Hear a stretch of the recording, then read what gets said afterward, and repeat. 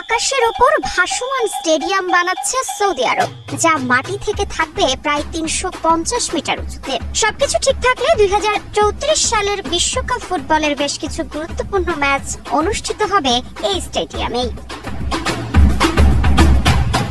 এ যেন এক অসম্ভবকে সম্ভব করার গল্পকে বাস্তবে রূপ দিতে চলেছে সৌদি আরব। তবে খরচাও আছে বেশ।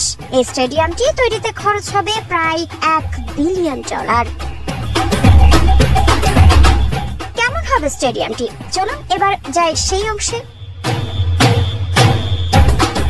এই অদ্ভুত স্টেডিয়ামের নাম স্কাই স্টেডিয়াম, জায়গা নিউ মেরেদা লাইন প্রজেক্টের একদম উপরে, যেখানে থাকবে ৪৬,০০০ দর্শক। পুরো স্টেডিয়ামটা হবে একেবারে বাটির আকৃতির, যাতে প্রতিটি দর্শক একই রকম ভাবে উপভোগ করতে পারেন যে কোনো খেলা বা অনুষ্ঠান। স্টেডিয়ামে ব্যবহার করা হবে সাউন্ড অ্যাকোস্টিক প্রযুক্তি।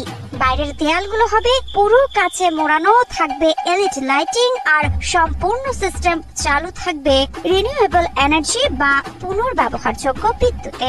এমনকি খেলোয়াড় ও দর্শকদের জন্য থাকবে ইলেকট্রিক ট্রান্সপোর্ট সিস্টেম। শুধু নিয়ন নয়, রিয়াদ, জেদ্দা, আল খোবার, আভা, মোট ৫টি শহরে তৈরি হবে ৮টি নতুন স্টেডিয়াম, যার মোট বাজেট প্রায় $২০ বিলিয়ন। সব মিলিয়ে ১৫টি ভেন্যুতেই অনুষ্ঠিত হবে ২০৩৪ সালের বিশ্বকাপের ম্যাচগুলো।